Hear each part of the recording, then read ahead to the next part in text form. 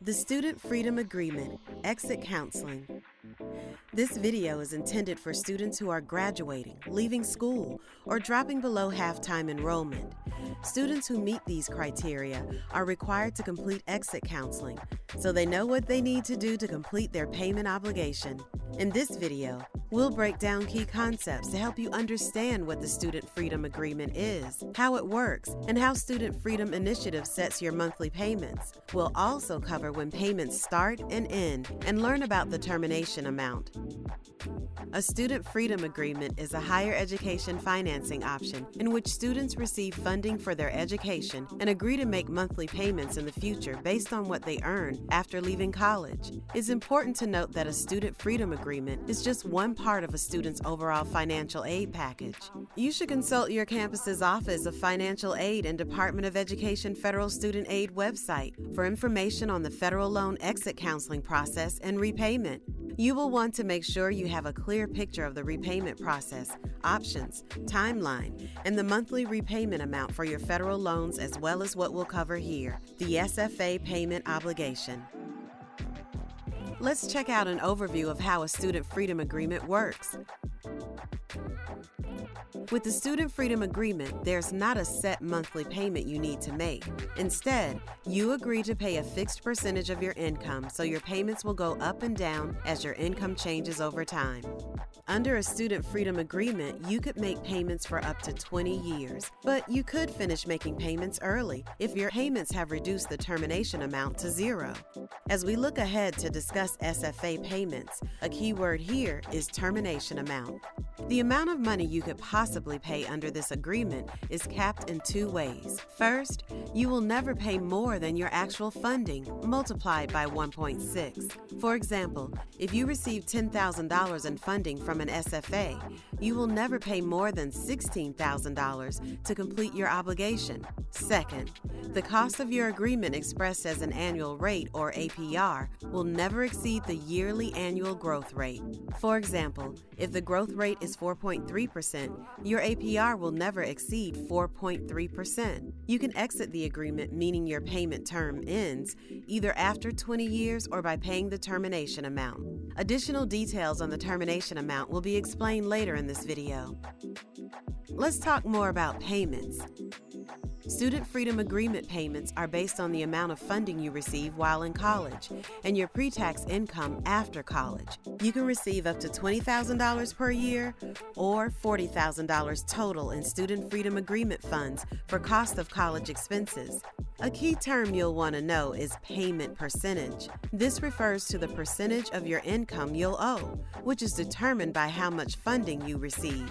Specifically, you'll owe 2.5% of your yearly income for every $10,000 you receive. For example, if you receive $5,000 in funding, you'll owe 1.25% of your income. If you receive $20,000, you'll owe 5% of your income. If you receive the maximum of $20,000 in both your junior and senior year for a total of $40,000, you'll owe 10% of your income. Another key term is payment threshold. Because the amount you'll owe is a percentage of your income, the actual dollar amount you pay each month depends on what your income is for that year. For example, you receive $10,000 in funding from a Student Freedom Agreement. If you make a salary of $90,000 per year, which comes out to about $7,500 each month, you'll pay $188 per month, which is 2.5% of your income. If you make $50,000 per year, or about $4,167 each month, you'll pay $104 per month, which is also 2.5% of your income. This is the case at all income levels except if you make less than the yearly threshold amount. This threshold amount is based on the federal poverty level and fluctuates from year to year. If you make less than the yearly threshold amount, you won't owe anything for that year. Stipends received in graduate school do not count as income. So, how is your income calculated? Every year, you'll be asked to tell Student Freedom Initiative how much income you expect to make. If your taxes show that you made more or less than you expected, Student Freedom Initiative will calculate how much you need to pay the following year to make up the difference. To ensure your monthly payment obligation is based on your actual income, you'll need to keep Student Freedom Initiative updated on changes to your income using the Student Portal. When you signed a Student Freedom Agreement, you agreed to let Student Freedom Initiative know if your contact information changes, estimated income for the year, they have consent to get your tax return transcripts from IRS, other information they may request to verify contact information or income. Let's talk about when Student Freedom Agreement payments start. Your payment term is the time during which you are obligated to make payments. The payment term will start after one of two things happen, whichever comes first. 1. You graduate from college. Your payment term will begin on the January 1st after graduation. Or 2. You don't graduate, but a certain amount of time has passed since you first received funds through a Student Freedom Agreement. For example, if you first received funds as a senior but didn't graduate, you'll start payments on the January 1st, 3 years from when you received those funds. You might be wondering, what if I don't have a job when my payment obligation starts? Or what if I go on to a graduate or a professional degree right after I graduate? You'll want to make sure to log into the student portal to update your income, so your payment obligation is based on your actual income. Remember, if your income is less than the threshold amount, you have no payment obligation for that period. Now, let's talk about when payments end. Once the payment period starts, you'll make income contingent payments every month until one of two things happens, whichever comes first. The first is that 20 years pass since your payment term started.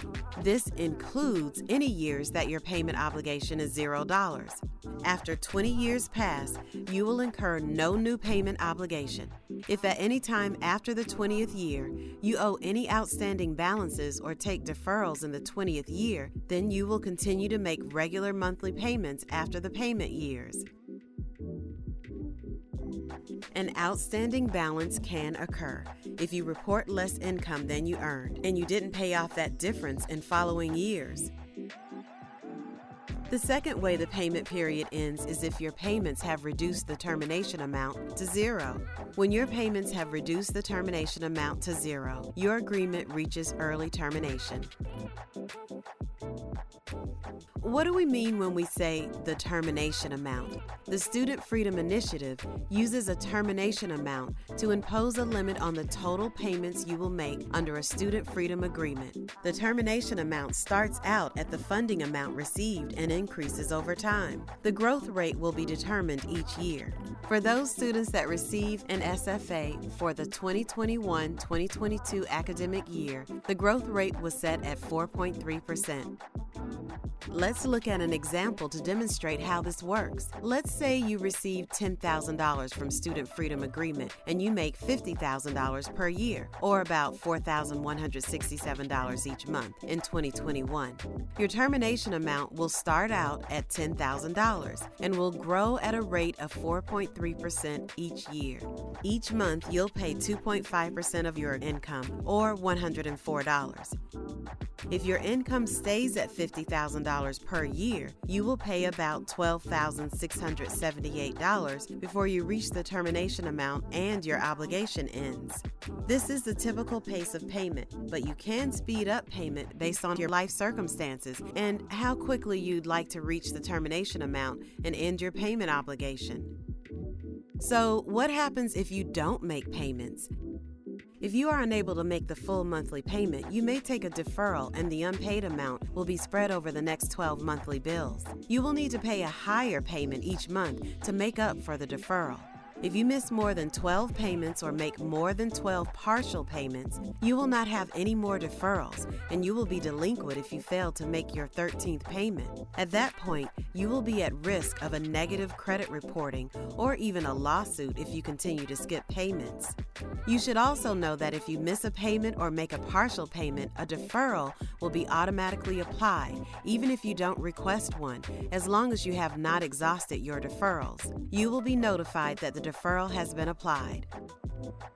If you have exhausted your deferrals, you should contact Student Freedom Initiative to work out a payment plan that would work for you. We are here to help.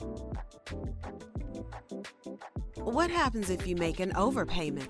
If you overpay unintentionally, you can get a refund. If you overpay deliberately, then the extra payment will first get applied to any outstanding balance and then go towards reducing your termination amount. We've covered quite a bit in this video so far. Let's break down the steps and best practices you should take after as you enter payment of your Student Freedom Agreement. Log on to the Student Freedom Initiative student portal to check your contact information and update it if necessary. Please provide your permanent address and personal email address so Student Freedom Initiative can stay in touch with you after you leave school. If we have the wrong address on file, it will make it difficult for us to get communications to you. Before November, you will receive a request from Student Freedom Initiative to provide an income estimate report. It's important that you log on to the student portal and provide an estimate of your pre-tax income for next year, as this estimate will determine your monthly payments for the year. The size of those payments impacts how much you end up paying overall. Know that if you do not respond to these yearly income estimate requests, your billing statement might not reflect your actual income. This can result in you paying more in the current payment period than you are supposed to. This could also result in you paying less than you should in this payment term, but you will be required to make up the difference in the future. If you do not provide an estimate of your income, Student Freedom Initiative will set your estimated income at the greatest of the estimated income you reported in your most recent income estimate report, the most recent verified income for a completed payment year as reflected in your records, or the assumed income.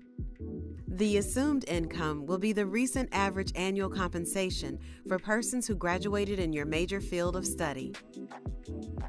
For example, based on data from 2009 through 2013, on average, someone in Georgia with a bachelor's degree in biology earned $56,000 a year. Someone in Georgia with an engineering degree earned $81,000 in the same time period.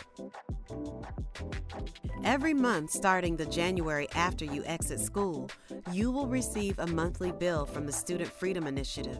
This is different than the schedule for federal loans, for instance, which begins shortly after you exit school. The monthly billing statement will show both your estimated termination amount, or the amount that you could pay today to terminate the agreement early, and the current amount due. The current amount due is primarily based on your monthly income-based charge, which is calculated based on the amount of funding received. The current amount due also takes into account the following: charges that carry over from deferred payments, charges that carry over from your previous months in which you underreported your income, and any payments made since your last statement. Similar to your federal student loans and other monthly payments such as a Netflix account, if you prefer, you can set up an automatic payment process to automatically deduct current charges on your Student Freedom Agreement from your bank account each month. At the end of the year, you will be required to provide consent for Student Freedom Initiative to access a copy of your tax return. This will be used each year to verify the accuracy of the income estimate you previously reported. If there is a difference between the estimated income you reported on the student portal and the actual income shown on your tax documents, the difference will be applied to your monthly payment obligation for the following year. If you underestimated your income and thus paid less than you were required to pay, your account will show an underestimate charge. That amount will be applied to future monthly billing statements, spread out equally over the next 12 months. If you overestimated your income and paid more than you were required to pay, Student Freedom Initiative will apply these payments to either any outstanding charges you owe or towards the termination amount, which is a cap on the total amount you are expected to pay under a Student Freedom Agreement. It's important that you keep Student Freedom Initiative updated when changes happen.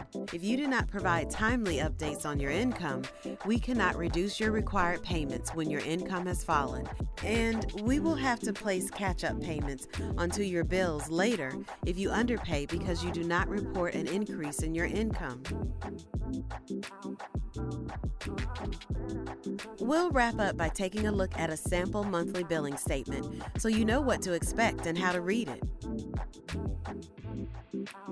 The primary charge on your monthly billing statement will be the monthly income-based charge. Monthly payments will change if there's a change in income. If you use a deferral or if your tax return reflects an increase or decrease in your income that results in an underpayment or overpayment of your obligation. As we covered earlier, to ensure that your monthly payment obligation is based on your actual income, you'll need to keep the Student Freedom Initiative updated on changes to your income using the Student Portal. Student Freedom Initiative will check the accuracy of the estimate you provided at the end of each year in a process called a true-up. This is where the underestimate charge on your monthly billing statement comes from. Finally, your monthly billing statement could include a deferred balance charge. Remember, with the Student Freedom Agreement, you are allowed to defer all or part of your monthly income-based charge up to 12 times without penalty. When you defer a payment, the amount deferred will be divided up across the next 12 monthly billing statements. Each time you pay the deferred balance charge down to 0, you are allowed another 12 deferrals without penalty. If you have any outstanding underestimate charges or deferred balance charges at the end of 20 years, you will continue to receive monthly billing statements. This is called an overtime period. You will not incur any new monthly income-based charges, but you will be required to pay those outstanding balances resulting from underpayment from the 20-year payment term. When you signed the Student Freedom Agreement, you entered a legally binding contract to respond to requests from Student Freedom Initiative for income estimates and documents to verify your income and to fulfill the financial obligations of the agreement.